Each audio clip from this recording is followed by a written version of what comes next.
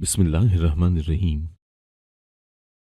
मैं आज भी वो दिन नहीं भूल सकता जब घर की दीवारें कांपती महसूस हो रही थी। माँ रो रही थी, बाप का चेहरा लाल हो चुका था और रिश्तेदार सरगोशियों में हमारे घर की इज्जत का जनाजा निकाल रहे थे। किसी ने कहा, यह खानदान कभी सर नहीं उठा सकेगा। मैं खामोश खड़ा था, मगर अंदर एक तूफान बरपा था। मेरी बहन ने घर से भागकर शादी कर ली थी, वो भी बिरादरी से बाहर। यह हमारे कबीले में ऐसा जुर्म था जिसकी माफी नहीं थी। मैंने अपनी मुट्ठी भींची और दिल में कसम खाई, ये बदला लूंगा, ऐसा बदला कि सब याद रखेंगे। बाप ने गुस्से में कहा, इसने हमारी इज्जत मट्टी में मिला दी। मैंने जवाब दिया, इज्जत लौटाने का तरीका मैं जानता हूँ। माँ ने रोते हुए मेरा बाजू पकड़ा, बेटा कोई गलत कदम मत उठाना। मैंने हाथ झटक दिया, गलत कदम? अब बस मेरा कदम ही सही होगा। चंद दिनों तक मैंने सिर्फ सोचा, बस यही सोचा कि कैसे अपनी अना का कर्ज चुकाऊं। फिर अचानक एक मौका मेरे हाथ आ गया। मेरी बहन के शौहर की एक बहन थी, जवान, मासूम और अपने ही घर की इज्जत समझी जाने वाली। मैंने खुद से कहा, यही है रास्ता, इज्जत के बदले इज्जत। मैं जानता था वो बेकसूर है, मगर मेरा दिमाग बदले के नशे में डूबा हुआ था। मैं उसके घर गया। वहां कुछ रस्मी बातों के बाद उसके बाप से सीधा कहा, मैं आपकी बेटी से निकाह करना चाहता हूँ। उनके चेहरे का रंग बदल गया।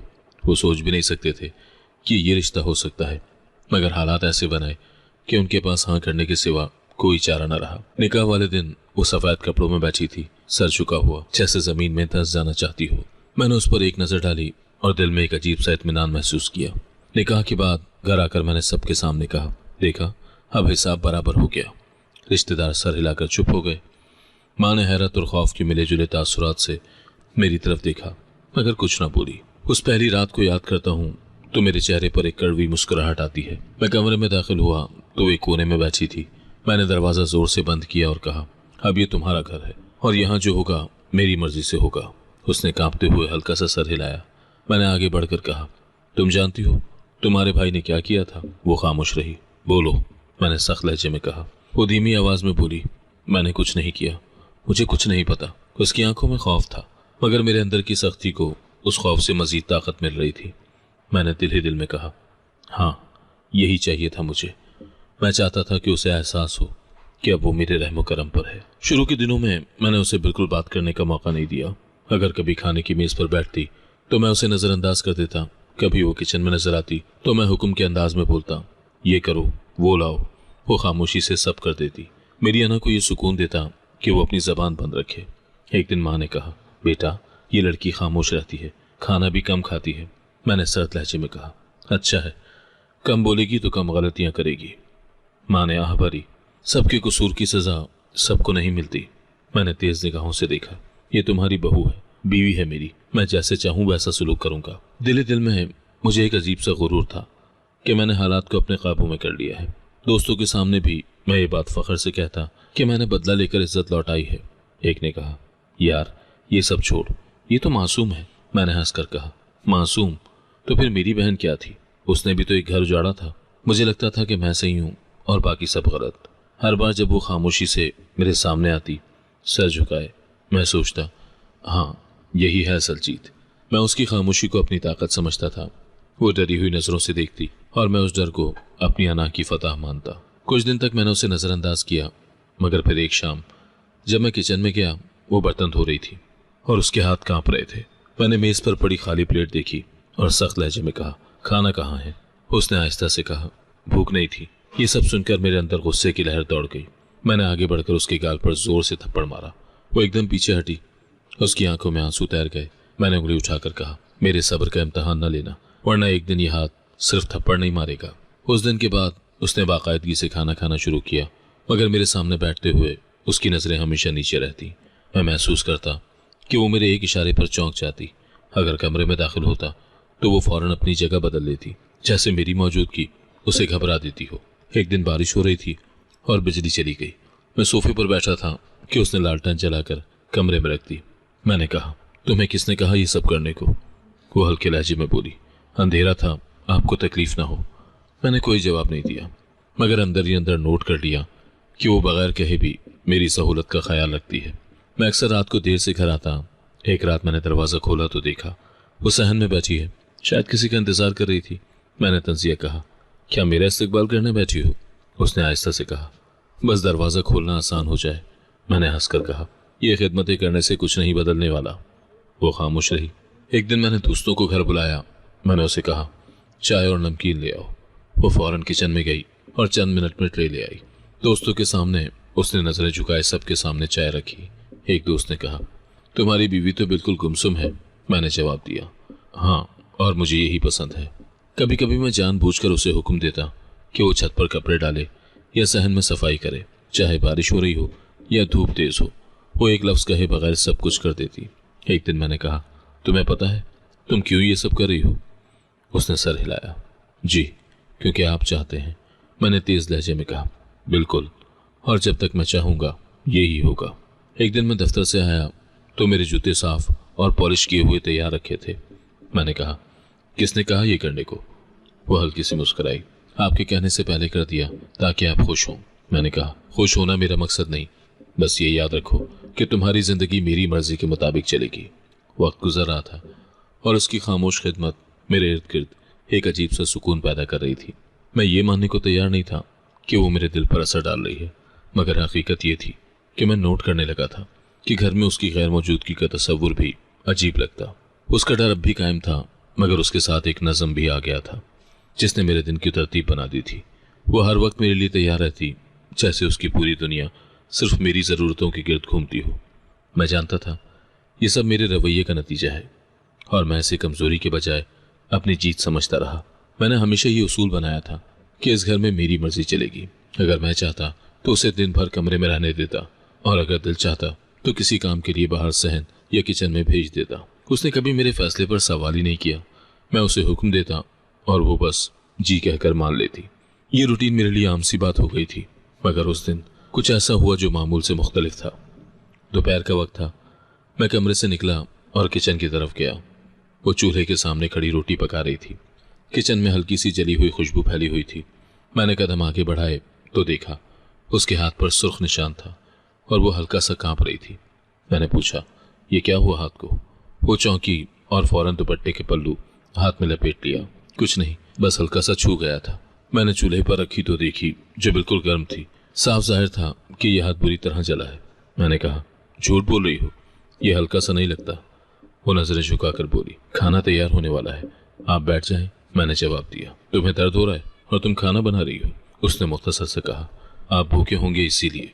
उस समय मेरे अंदर एक अजीब सा एहसास जागा, जैसे मैं पहली बार देख रहा हूँ कि ये लड़की सिर्फ मेरे हुक्म पर नहीं चलती बल्कि मेरी जरूरत को भी समझती है। मैंने इससे पहले कभी ये सोचा ही नहीं था कि वो अपनी तकलीफ छुपाकर भी मेरा ख्याल रख सकती है। मैं खामोशी से सोफे पर आकर बैठ गया और दूर से उसे देखता रहा। वो एक हाथ से आटा बेल रही थी, दूसरा हाथ अभी भी छुपाए हुए थी। कभी कभी वो हल्का सा सांस खींचती, जैसे दर्द कम करने की कोशिश कर रही हो। खाने के बाद जब मैंने प्लेट रखी, वो फौरन बर्तन उठाने लगी। मैंने कहा, रहने दो, मैं खुद रख दूंगा। वो रुकी और हैरानी से मेरी तरफ देखा, मगर कुछ बोली नहीं। अगले दिन से मैंने ध्यान देना शुरू किया कि वो किस तरह घर के सारे काम करती है। सुबह जल्दी उठकर फर्श धोना, किचन साफ करना, चाय बनाना और फिर दोपहर के खाने की तैयारी। एक दिन जब मैं दफ्तर जाने लगा तो मैंने देखा वो कपड़े धो रही है और उसके हाथ पर वही जला हुआ निशान अभी तक है। मैंने कहा, यह जख्म ठीक नहीं हुआ? उसने मुस्कुराकर कहा, ठीक हो जाएगा। शाम को जब मैं वापस आया तो मैंने किचन की शेल्फ पर एक छोटा सा मरहम का डब्बा देखा। साफ जाहिर था कि उसने खुद अपने जख्म पर मरहम लगाया, मुझसे मदद नहीं मांगी। मैंने दिल ही दिल में सोचा, ये लड़की तो सब कुछ बर्दाश्त कर लेती है बगैर किसी शिकायत के। कुछ दिन के बाद एक वाकया हुआ। मैंने उसे कहा, खाने में दाल बना देना। रात को जब मैं मेज़ पर बैठा तो देखा सालन में मेरी पसंद के मुताबिक मिर्च कम थी। मैंने पूछा, याद था तुम्हें मैं मिर्च कम खाता हूँ? वो बोली, जी, मैंने पहली बार ही नोट कर लिया था। ये सुनकर मैंने दिल में हैरानी महसूस की। इसका मतलब वो चुपचाप मेरी आदतें याद रखती है, चाहे मैंने कभी बताया नहीं। एक दिन मैंने जानबूझकर उसे बुलाया, चाय बना दो। वो किचन से आई, चाय रखी और वापस जाने लगी। मैंने कहा, बैठो। वो रुक गई, मगर बैठते हुए हिचकिचाहट उसके चेहरे पर साफ थी। मैंने पूछा, डर क्यों लगता है मुझसे? वो आहिस्ता से बोली, आप जब गुस्सा करते हैं तो सब कुछ भूल जाते हैं, बस ये डर है। मैंने कुछ लम्हे उसे देखा और फिर कहा, काम सही करो तो गुस्सा नहीं आएगा। चंद दिन के बाद मैंने देखा वो छत पर कपड़े डाल रही थी। धूप तेज थी और उसके माथे पर पसीना बह रहा था। मैंने ऊपर जाकर कहा, यह सब मुलाजमा का काम है, तुम क्यों कर रही हो? उसने कहा, मुलाजमा नहीं है, इसीलिए मैंने कर लिया। मैं नीचे उतर आया, मगर दिल में सोच रहा था कि ये लड़की थकती भी है या नहीं। एक सुबह मैंने देखा वो सहन में झाड़ू लगा रही है। मैंने कहा, ये काम बाद में कर लेना, पहले चाय बना दो। वो फौरन रुक गई और चाय बनाने चली गई। मैंने महसूस किया कि उसने मेरे लहजे में सख्ती ना होने को नोट किया, मगर वो कुछ बोली नहीं। चाय लाने के बाद वो चुपचाप काम करने लगी और मैं अखबार पढ़ता रहा। कुछ दिन के बाद मैंने जानबूझकर एक ऐसा काम खुद किया जो आमतौर पर मैं उससे करवाता था। मैंने जूते खुद साफ किए। उसने देखा तो कहा, आप मुझे कह देते। मैंने हल्के लहजे में कहा, तुम्हारे पास और भी काम होते हैं। वो खामोश हो गई, मगर मैंने उसकी आंखों में एक लम्हे को हैरत देखी। एक शाम बारिश हो रही थी, वो किचन में थी और खिड़की से पानी अंदर आ रहा था। मैंने खुद जाकर खिड़की बंद की। उसने कहा, मैं कर देती। मैंने जवाब दिया, तुम पहले से ही बहुत काम कर रही हो, ये मैं संभाल लूंगा। वो एक पल के लिए रुकी, फिर सर हिलाकर किचन में वापस चली गई। मैंने महसूस किया कि अब मैं उसे हर वक्त हुक्म देने के बजाय कभी कभी उसकी सहूलत का भी ख्याल रखने लगा था। एक दिन मैं दफ्तर से आया तो वो किचन में खाना बना रही थी। मैंने कहा, आज चाय मैं बनाऊंगा। उसने चौंक कर कहा, सच? मैंने मुस्कुरा कर कहा, हाँ, तुम खाने पर ध्यान दो। वो हल्की सी मुस्कुराहट के साथ वापस अपने काम में लग गई। माँ ने भी नोट किया। एक दिन उन्होंने कहा, बेटा, तुम्हारे लहजे में नरमी आ गई है। मैंने फौरन बात बदल दी, ऐसा कुछ नहीं, मगर दिल जानता था कि ये सच है। कुछ दिन के बाद घर में बिजली चली गई। मैंने लालटेन निकाल कर जला दी। पहले ये काम हमेशा वो करती थी, मगर उस रात मैंने खुद किया। उसने देखा और कहा, आपने तकलीफ क्यों की? मैंने हल्के लहजे में कहा, हर काम तुम पर छोड़ देना भी ठीक नहीं है। मैं अब उसके साथ लंबी बातचीत नहीं करता था, मगर छोटे छोटे जुमले बदल गए थे। पहले मैं बस हुक्म देता, अब कभी कभी पूछ भी लेता, खाना बनाने में क्या रखोगी, या आज ज़्यादा थकन तो नहीं हुई। वो ज़्यादा जवाब नहीं देती, मगर मैं जानता था कि वो ये तब्दीली महसूस कर रही है। एक दिन मैंने देखा उसका हाथ अभी तक पूरी तरह ठीक नहीं हुआ। मैंने माँ से कहा, इसे मरहम लगा देना। माँ ने हैरत से देखा, तुम्हें कब से फिक्र होने लगी? मैंने टालने वाले अंदाज में कहा, काम करने के लिए हाथ ठीक होना चाहिए। मगर हकीकत ये थी कि मैं उसका दर्द कम करना चाहता था। मैंने आहिस्ता आहिस्ता उसके लिए छोटी छोटी आसानियां पैदा करना शुरू कर दी। कभी मैं खुद पानी भर देता, कभी किचन से प्लेट उठा लाता। एक दिन उसने कहा, आपको ये सब करने की ज़रूरत नहीं है। मैंने जवाब दिया, कुछ काम मैं भी कर सकता हूँ। एक दिन दफ्तर से वापसी पर मैंने उसके लिए बाजार से मिठाई ले ली। जब मैंने उसे दी तो वो बोली, किसके लिए? मैंने कहा, सबके लिए, और तुम्हारे लिए भी। उसके चेहरे पर एक लम्हे को हैरानी और फिर एक हल्की सी खुशी नजर आई, जो उसने फौरन छुपा ली। मैंने अब ये भी नोट किया कि वो मेरे लिए ज़्यादा आसानी पैदा करने लगी थी। जैसे एक दिन मैंने कहा, आज चाय थोड़ी तेज़ बनाना। अगली बार उसने खुद कहा, आज मैंने चाय थोड़ी तेज़ बनाई है, जैसे आपने कहा था। ये एक खामोश समझौता बन गया था। एक दिन मैंने उसे किचन में कुछ ढूंढते देखा। मैंने कहा, क्या चाहिए? उसने कहा, नमक खत्म हो गया है। मैंने फौरन जेब से पैसे निकाल कर कहा, कल ले आना। पहले ये काम माँ या किसी और से कहता था, मगर उस दिन मैंने बराह रास्त उसे दिया। ये छोटा सा कदम था, मगर मेरे लिए यह एतराफ़ था कि अब वो सिर्फ एक बदले का हदफ नहीं रही। रात को कभी कभी मैं देखता कि वो सहन में कपड़े उतार रही है या किचन समेट रही है। पहले मैं बस नज़रअंदाज करता था, मगर अब कभी पूछ लेता, सब काम खत्म हो गए? वो कहती, जी। मैं फिर कहता, अच्छा, आराम करो। मेरी अना अब भी मुझे रोकती थी कि मैं ये खुलकर कह दूं कि मैं बदल रहा हूँ, मगर हकीकत ये थी कि उसकी खामोशी और बर्दाश्त ने मेरे अंदर कुछ बदल दिया था। मैं अब उसे एक सज़ा याफ्ता कैदी की तरह नहीं देखता था, बल्कि एक ऐसे इंसान के तौर पर देखने लगा था जो मेरे साथ रहता है, मेरे लिए काम करता है और मेरी ज़िंदगी का हिस्सा है। ये सब मैंने कभी ज़बान से नहीं कहा, मगर दिल में ये बात बैठ गई थी कि ये लड़की अब मेरी ज़िंदगी में सिर्फ एक निशान नहीं रही, ये अब मेरे दिल में एक जगह बना चुकी है। उस दिन दोपहर के वक्त मैं घर में था कि मेरा फ़ोन बजा। स्क्रीन पर एक नाम आया, जिसे देखकर मैं लम्हे भर कर रुक गया। ये उसका बड़ा भाई था। मैंने कॉल उठाई तो दूसरी तरफ खामोशी छा गई, जैसे वो सोच रहा हो कि बात कहाँ से शुरू करे। फिर उसकी आवाज़ आई, मुझे तुमसे ज़रूरी बात करनी है। मैंने सीधा कहा, बोलो, क्या कहना है? उसने धीमी आवाज़ में कहा, मैं अपने भाई की गलती मानता हूँ। जो कुछ हुआ इसमें हमारी बहन का कोई कसूर नहीं। मैंने तंज़िया हंसी निकाली। कसूर ना होने के बावजूद वो मेरे घर में है, ये तुम्हें बुरा नहीं लगता? वो बोला, लगता है, इसीलिए तो तुमसे कह रहा हूँ कि उसे वापस भेज दो। वो खुश नहीं है वहाँ। मैंने गहरी सांस ली और कहा, खुशी का मतलब तुम जानते हो? तुम्हारे घर वालों ने जो किया, उसके बाद खुशी का कोई हक तुम लोगों को नहीं। वो खामोश हो गया, फिर बोला, मैं हाथ जोड़कर कह रहा हूँ, उसे वापस जाने दो, मैंने सख्त लहजे में कहा। मैं कोई सौदा नहीं कर रहा, न कोई बातचीत। जो फैसला कर चुका हूं वो नहीं बदलेगा। ये बातचीत चंद मिनट चली, मगर हर लफ्ज मेरे और उसके दरमियान एक दीवार खड़ी थी। दीवार मेरी अना की।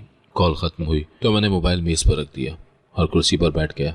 अंदर कहीं एक आवाज थी जो कह रही थी, वो सही कह रहा है, लड़की बेकसूर है।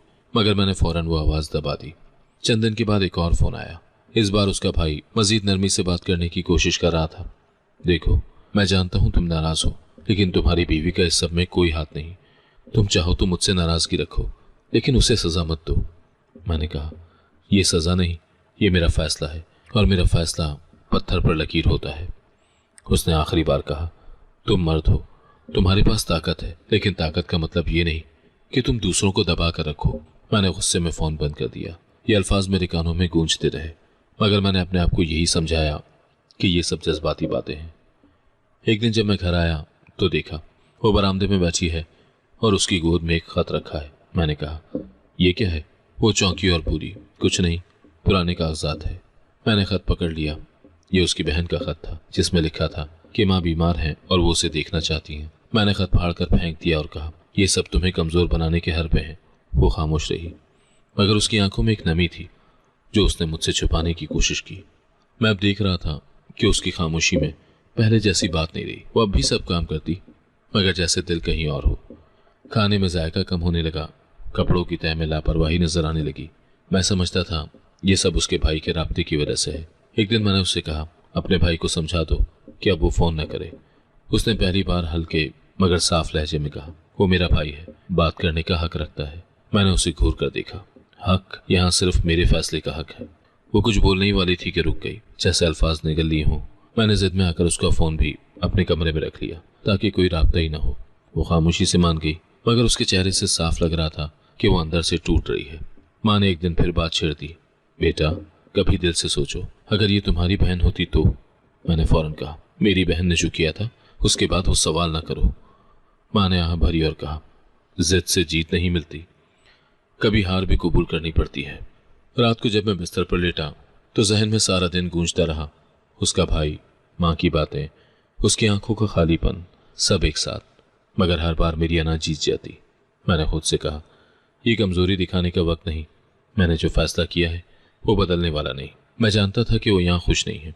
ये बात हर रोज उसके अंदाज से, उसके चुप से, उसकी आंखों से साफ नजर आती थी। लेकिन मेरे लिए खुशी या गम अहम नहीं थे। अहम ये था कि मेरी जीत बरकरार रहे, और इस जीत का मतलब था कि वो यहीं रहे, मेरे पास, चाहे दिल कहीं भी हो। मैंने जिद में आकर बीवी को ना भेजा, चाहे उसका भाई कितनी ही बार फोन करके माफी मांगता और इसरार करता रहा। वो अब भी अपने घर वालों को याद करके अक्सर रात को चुपके रोती थी।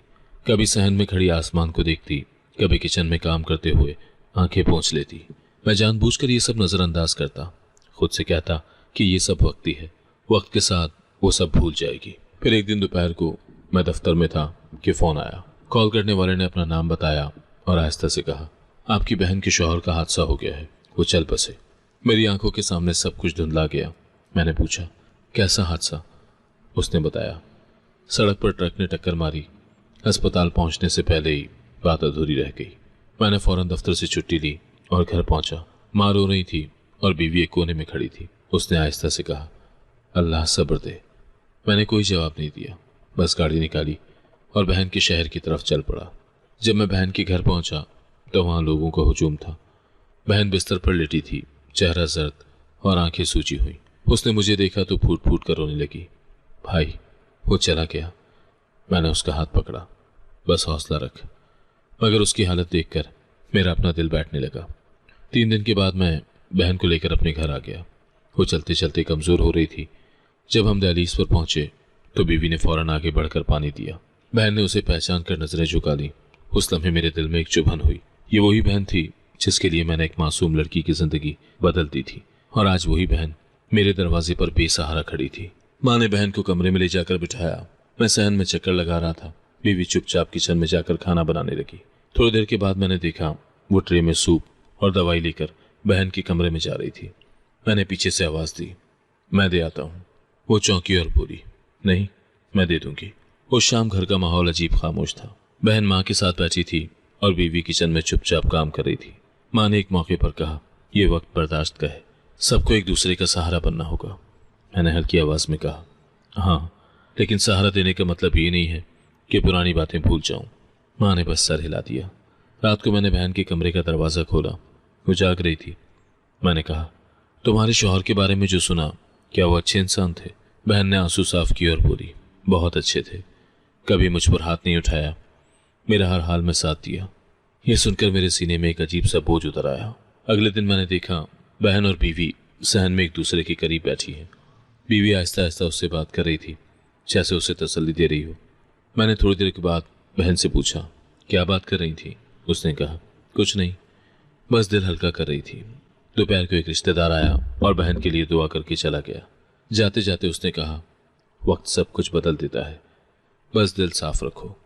मैंने सर हिला दिया, मगर दिल में सोचा, वक्त बदल सकता है, लेकिन मेरी अना अभी भी वैसी ही है। इस दौरान मैंने बीवी में भी एक तब्दीली देखी। वो बहन की खिदमत में लगी रहती, उसके लिए खाने में नरम चीज़ें बनाती, दवाइयाँ वक्त पर देती और रात को भी देखती कि वो आराम से सो रही है या नहीं। मैं ये सब देख रहा था, मगर खामोश था। एक शाम बहन ने मुझसे कहा, भाई, जो हुआ वो माजी है। कभी कभी सोचती हूँ कि हम सब ने गुस्से में गलत फैसले किए। मैंने उसकी बात काट दी। अब इस बात को छेड़ने का वक्त नहीं है। उसने आहिस्ता से कहा, वक्त हर बात छेड़ देता है, चाहे हम चाहें या ना चाहें। मुझे लग रहा था जैसे घर में हर नज़र मुझे किसी फैसले की तरफ धकेल रही है। बहन का सब्र, बीवी की खामोश खिदमत, माँ की दुआएं, ये सब मिलकर मेरे अंदर कुछ बदल रहे थे, मगर मैं अपनी जिद के खौल से बाहर निकलने के लिए तैयार नहीं था। रात को जब मैं सहन में बैठा था तो माँ मेरे पास आई। बेटा, तुम्हारी बहन का सहारा अब सिर्फ हम हैं, और जो तुम्हारी बीवी कर रही है वो भी सहारा है।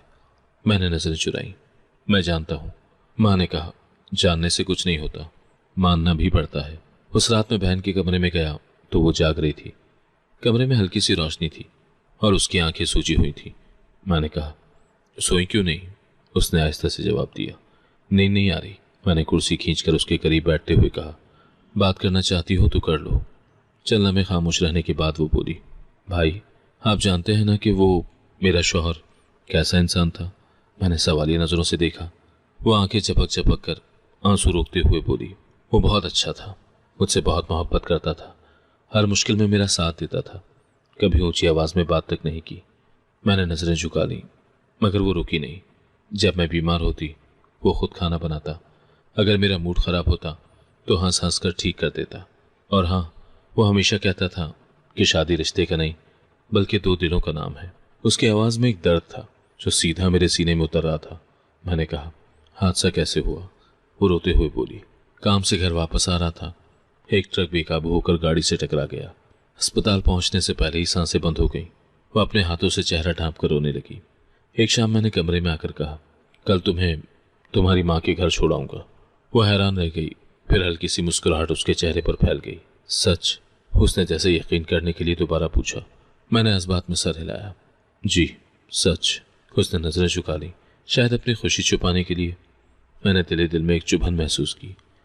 वो खुश थी कि जा रही है और मैं उसे रोकना चाहता था, मगर रोकने का मतलब था उसे कैद में रखना, जिसे मैंने खुद बनाया था। अगले दिन सुबह माँ ने कहा, बेटा, ये अच्छा किया तुमने, किसी को उसके अपने से दूर रखना आसान नहीं होता। मैंने बस सर हिला दिया। दिल में सोचा, आसान? ये तो मेरा सबसे मुश्किल फैसला है। बीवी ने अपना सामान एक छोटे से बैग में रखा। मैंने देखा वो ज़्यादा कुछ नहीं ले रही थी। मैंने कहा, यही सब ले जाओगी? उसने जवाब दिया, ज़रूरी चीज़ें ले रही हूँ, बाकी बाद में भेज देना। मैंने लम्हा भर सोचा कि शायद वो वापस आने की उम्मीद नहीं रखती। गाड़ी निकाली और हम खामोशी से रवाना हो गए। रास्ते में मैंने चंद बार बात करने की कोशिश की। उम्मीद है सब तुम्हें देखकर खुश होंगे। वो हल्के से मुस्कुरा कर बोली, जी बहुत खुश होंगे।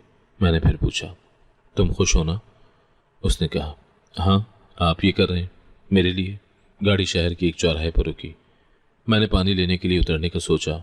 उससे कहा, यहाँ ठहरो, मैं अभी आता हूँ। चंद मिनट के बाद वापस आया तो गाड़ी खाली थी। मैंने इर्द गिर्द देखा, मगर वो कहीं नजर नहीं आई। दिल में एक अनजाना खौफ दौड़ गया। मैंने इर्द गिर्द के दुकानदारों से पूछा, यहाँ एक लड़की खड़ी थी, कहाँ गई?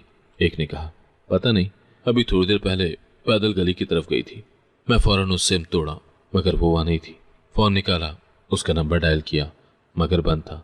मैंने सोचा शायद वो पहले ही अपनी माँ के घर चली गई हो, मगर वहाँ फ़ोन करने पर पता चला कि वो नहीं पहुँची। मेरा दिल और तेज़ धड़कने लगा।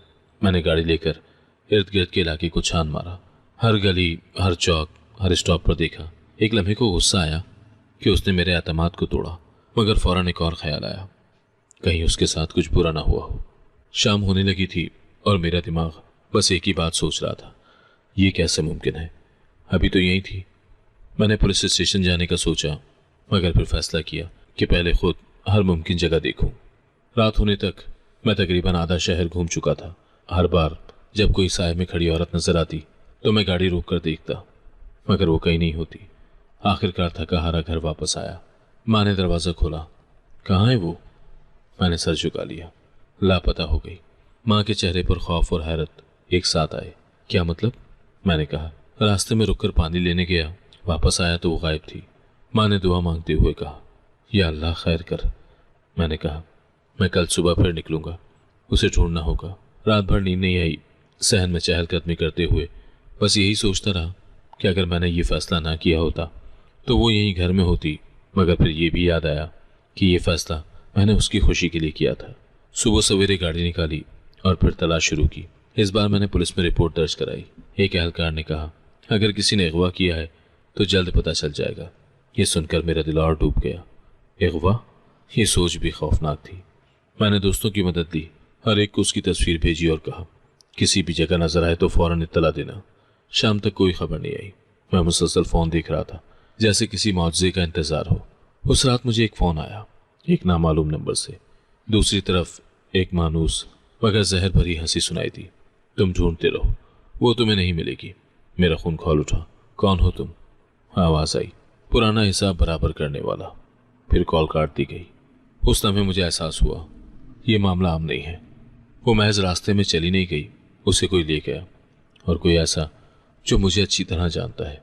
रात भर मैं उसी पुलिसरार कॉल के बारे में सोचता रहा। सुबह होते ही पुलिस स्टेशन पहुंचा और उसका नंबर का डाटा निकलवाने की कोशिश की। एहलकार ने कहा, यह एक पुराना रजिस्टर्ड नंबर है, अक्सर जुर्म में इस्तेमाल होता है, शायद किसी और के नाम पर हो। मैंने कहा, मुझे नाम चाहिए, चेहरा चाहिए, हर तफसील चाहिए। 2 घंटे के बाद रिपोर्ट आई। नाम पढ़ते ही मेरा खून खौल उठा। ये वही शख्स था जिससे बरसों पुरानी दुश्मनी थी, वही जिसने मेरी बहनोई के हादसे के पीछे हाथ रखा था, वही जो हर मौके पर मेरी जिंदगी में जहर घोलता रहा था। मेरी याद में वो दिन ताज़ा हो गए जब हम पहली बार आमने सामने आए थे। कारोबार का झगड़ा, उसके बाद बढ़ती हुई रंजिशें, जहां उसने मेरे खानदान को नुकसान पहुंचाने की कसम खा ली। मैंने फौरन पुलिस से कहा, यह शख्स कहाँ हो सकता है? एक एहलकार बोला, यह एक वीरान गोदाम में आता जाता है, शहर से बाहर। मैंने खुद वहां जाने का फैसला किया, दोस्त को साथ लिया और कहा, अगर वो वहां है तो आज हिसाब बराबर करना है। दोस्त ने कहा, पहले सोच लो, यह आसान नहीं होगा। मैंने जवाब दिया, वो मेरी बीवी के साथ है, सोचने का वक्त गुजर गया। गोदाम के बाहर गाड़ी रोकी, दरवाज़ा जंग आलूद और आधा टूटा हुआ था। हमने एहतियात से अंदर कदम रखा। पुरानी मशीनें, धूल और कोने में जलती हुई बल्ब की हल्की रोशनी। अचानक किसी ने पीछे से आवाज़ दी, क्या ढूंढ रहे हो? मैंने पलट कर देखा, वही दुश्मन, चेहरे पर वही जहरीली मुस्कुराहट। मैंने तेज लहजे में कहा, कहाँ है वो? उसने कंधे उचकाए। कौन? मैं आगे बढ़ा, मेरी बीवी कहाँ है? वो हंसा, वही है जहाँ तुम्हारी इज्जत रहनी चाहिए थी, कैद में। दोस्त ने मेरा बाजू पकड़कर रोका, मगर मैं गुस्से में आगे बढ़ गया। तुम्हारा खेल ज्यादा देर नहीं चलेगा, वो बोला। ये खेल मैंने बरसों पहले शुरू किया था। तुमने इसे छोड़ी हुई समझा, मगर मैंने हर मौके पर वार किया। पहले तुम्हारी बहन के शौहर को रास्ते से हटाया और अब तुम्हारी बीवी को। मैंने दांत भींचकर कहा, यह सब तुम्हारे अंजाम की शुरुआत है। उसने कहकहा लगाया, अंजाम मेरा नहीं, तुम्हारा करीब है। तुमने अपनी जिद और आना से अपने ही घर को कमजोर कर दिया, अब मैं उसे गिरा दूंगा। मैंने दोस्त से कहा, गाड़ी में जाकर पुलिस को खबर। दुश्मन ने फौरन हाथ में पकड़ा हथियार दिखाया। पुलिस आई तो तुम उसे कभी नहीं देख पाओगे। मेरा दिल तेजी से धड़क रहा था, मगर मैंने जाहिर नहीं होने दिया। मैंने चालाकी से बात बदल दी, तुमने उसके साथ क्या किया है? वो बोला, फिलहाल कुछ नहीं, लेकिन तुम्हारा एक कदम गलत हुआ तो अंजाम बुरा होगा। मैंने मौका गनीमत जानकर कहा, मैं अकेला आया हूँ, मुझे उससे बात करने दो। वो हंसा, ये देखने के बाद तो तुम्हारे होश उड़ जाएंगे। वो हमें एक बंद कमरे की तरफ ले गया। दरवाज़ा खोला तो मैंने देखा वो एक कुर्सी से बंधी हुई थी। चेहरे पर थकन और आंखों में खौफ। उसने मुझे देखा तो होंठ हिलाए। आप आ गए। मैं आगे बढ़ा मगर दुश्मन ने रोका। बस देखो, हाथ मत लगाओ। मैंने उसकी तरफ नजरें गाड़ कर कहा, मैं तुम्हें यहां से निकाल लूंगा, ये वादा है। उसने हल्की सी हामी भरी, जैसे यकीन हो कि मैं सच कह रहा हूं। दुश्मन ने दरवाजा बंद किया और बोला, अब फैसला तुम्हारे हाथ में है। या तो यहीं से चले जाओ और उसे जिंदा रहने दो, या फिर अभी सब खत्म कर दो। मैंने कहा, मैं खाली हाथ वापस नहीं जाऊंगा। उसने हंसकर कहा, फिर तैयार हो जाओ आखिरी खेल के लिए। उसकी आंखों में पागलपन था और मुझे पता था यह मामला बातों से हल नहीं होगा। मैंने अपने दोस्त की तरफ देखा और हम दोनों ने इशारा किया कि अब बस वक्त है कार्रवाई का। उसी लम्हे मैं दुश्मन पर झपटा। वो पीछे हटा मगर गिर पड़ा। दोस्त ने मौका पाकर मेरी बीवी की रस्सी काटी। वो आजाद होते ही मेरे पीछे आकर खड़ी हुई। दुश्मन उठा तो उसके हाथ में बंदूक थी, मगर मैंने उसकी कलाई पकड़ ली। एक झटके में गोली चल गई और दीवार में जा लगी। हम तीनों बाहर भागे। पीछे से उसकी आवाज आई, ये खत्म नहीं हुआ। मैंने मुड़कर कहा, यह अभी खत्म कर दूंगा। मगर दोस्त ने खींच कर कहा, नहीं, अभी उसे जिंदा छोड़ो ताकि पुलिस अपना काम करे। गोदाम से निकलते ही दुश्मन पीछे आया।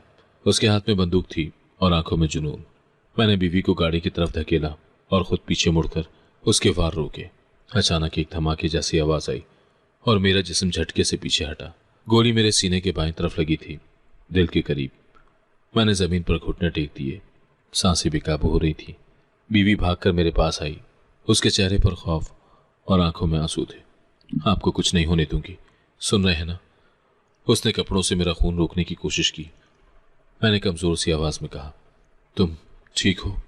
वो रोते हुए बोली, मुझे अपने बारे में नहीं सोचना, आप कुछ भूले भी नहीं।